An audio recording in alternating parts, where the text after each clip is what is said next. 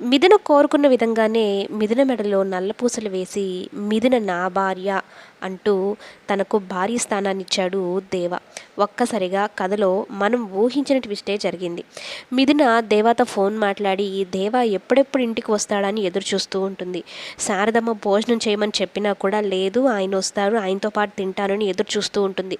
ఎదురు చూడడమే కాదు, వాళ్ళిద్దరి మధ్య జరిగినవన్నీ గుర్తు చేసుకుంటూ ఉంటుంది. అంటే దేవ తన మెడలో బలవంతంగా తాళి కట్టిన దగ్గర నుంచి, ఆ తర్వాత శోభనం జరిగిన రాత్రి కానీ, ఆ తర్వాత దాంపత్య వ్రతం కానీ, ఇవన్నీ గుర్తు చేసుకుంటూ ఉంటుందన్నమాట.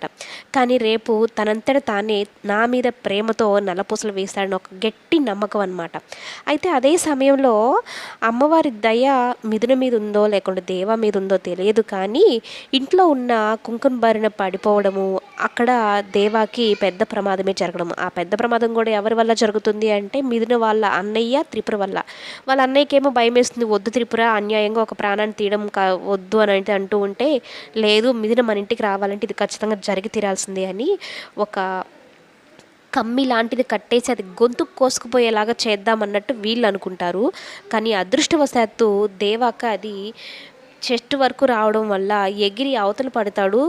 ఒళ్ళు నొప్పులు కలిగేంత దెబ్బలే తగులుతాయి అనమాట. అంటే స్పృహ కోల్పోయి పడిపోతాడు. తర్వాత తనే లేచి ఇంటికి మెల్లగా రావడం అయితే జరుగుతుంది. కానీ ఒళ్ళు అంత హైట్ నుంచి పడిపోవడం వల్ల బాగా అదిరిపోయి లోపలనే బ్లడ్ బ్లీడింగ్ జరగడమో మరి ఏమో, కానీ దేవాకైతే విపరీతమైన బాడీ పెయిన్స్, స్పృహ కోల్పోయేంత పరిస్థితి అనమాట. మొత్తం మీద ఇంటికైతే కనుక్కొని వస్తాడు. మిథున దేవా కోసం ఎదురు చూస్తూ ఉంటుంది కదా, ఆ పొజిషన్లో ఉన్న దేవాన్ని చూసి ఒక్కసారిగా షాక్ అయిపోతుంది. దేవా ఏమైంది నీకు, ఏమైంది నీకు, తాగొచ్చావా అంటూ అడుగుతుందనమాట. కానీ తాగి కూడా రాలేదే, ఇలా అయిపోయాడేంటి, ఒళ్ళు ఎక్కడ పట్టుకున్నా కూడా నొప్పులు అని అమ్మ అబ్బా అంటున్నాడు, ఏదో జరిగింది, ఏమో అయ్యింది అంటే తనకి దెబ్బ తగలని గాయాలు అయితే లోపల గాయాలు విపరీతంగా జరిగాయి అనమాట.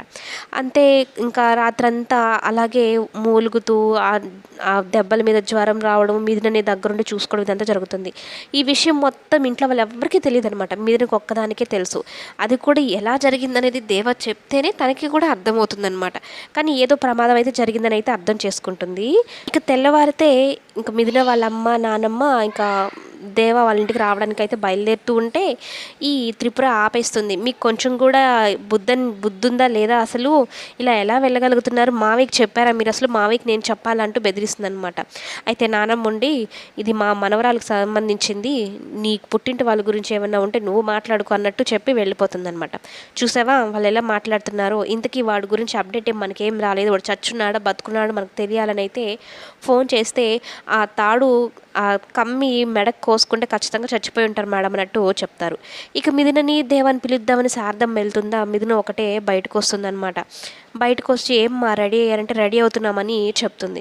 అయితే ప్రమోదినికేంటి రాత్రంతా దేవ రాలేదన్న విషయం తెలుసు, మిథున ఎదురు చూస్తున్న విషయం తెలుసు అనమాట.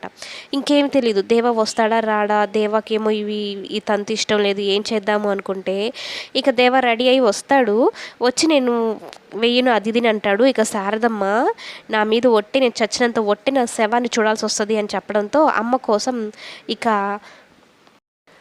మిథున మెడలో నల్లపూసలు వేయడం అయితే జరుగుతుందనమాట. శారదమ్మ హ్యాపీ, మిథున ఇంకా హ్యాపీ, మిథున తల్లి నానమ్మ ఇంకా హ్యాపీ అనమాట. అంటే దేవాకుడు మనసు మార్చుకున్నాడు, ఇద్దరు ఇలాగే కలకాలం సంతోషంగా ఉండాలి, మిథున కోరుకున్నట్టే దక్కింది అన్నట్టు వాళ్ళు కూడా హ్యాపీగా ఫీల్ అవుతారు. ఆ తర్వాత మిథునకి దేవ జరిగిన విషయం చెప్పడం జరుగుతుంది. తన మీద కుట్ర చేసిన వాళ్ళు, తను చంపాలనుకున్న వాళ్ళు ఎవరా అన్నట్టు ఆరా తీయడం మొదలు పెడుతుందన్నమాట.